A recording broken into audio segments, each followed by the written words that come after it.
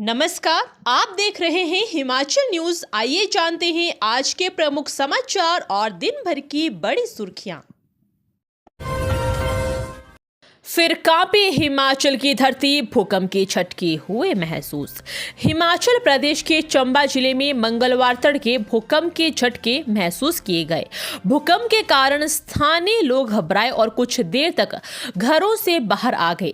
भूकंप की तीव्रता रिक्टर स्केल पर 5.2 मापी गई और यह 2:50 के आसपास आया। हालांकि इस दौरान किसी भी प्रकार के जान माल के नुकसान की कोई रिपोर्ट नहीं आई है। मौसम विज्ञान केंद्र शिमला के अनुसार भूकंप का केंद्र लद्दाख और कारगिल क्षेत्र के 33.37 डिग्री उत्तरी अक्षांश और 36.76 डिग्री पूर्वी देशांतर पर स्थित था। भूकंप की गहराई जमीन से 15 किलोमीटर नीचे मापी गई और इसका प्रभाव मुख्य रूप से लद्दाख और कारगिल क्षेत्र में पड़ा, लेकिन चंबा जिले और आसपास के क्षेत्रों में भी हल्के झटके महसूस किए गए। चंबा जिला जम्मू कश्मीर राज्य से सटा हुआ है, जिसके कारण इस भूकंप के हल्के असर ने वहां भी कुछ हद तक असर डाला। शिमला में होली का जश्न, मुख्यमंत्री सुक्खू, कांग्रेस अध्यक्ष और उप मुख्यमंत्री ने मनाई होली। शिमला में होली का त्योहार धूमधाम से मनाया गया।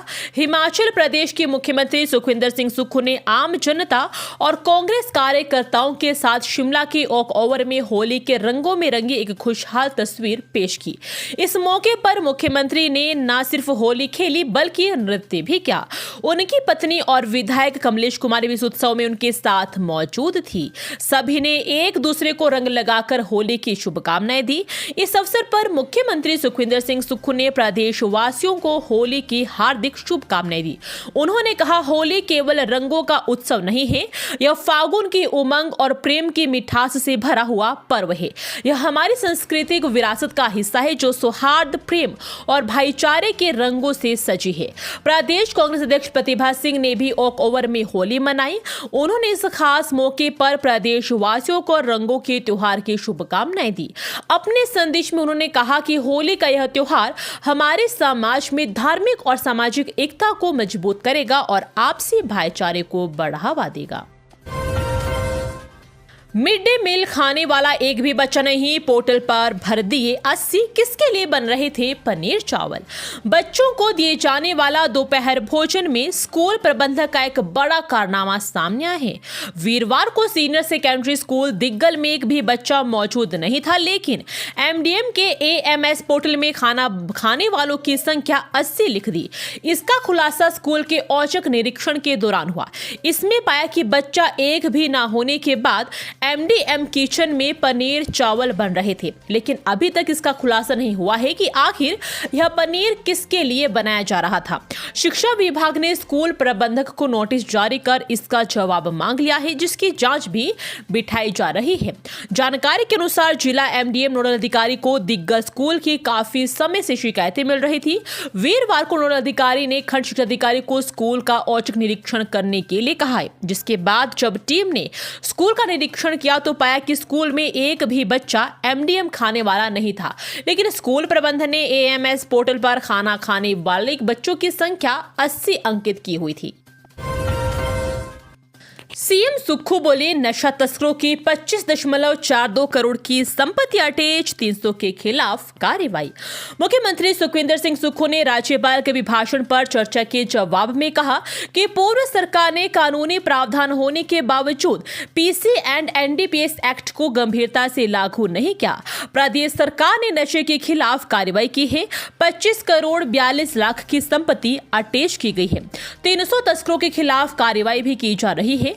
पुलिस विभाग के 8 कर्मचारी नशा तस्करी में संलिप्त पाए गए हैं। इनमें से 2 को बर्खास्त कर दिया गया है। जो भी कर्मचारी नशे में संलिप्त होगा, सरकार उसके खिलाफ बड़ा एक्शन करेगी।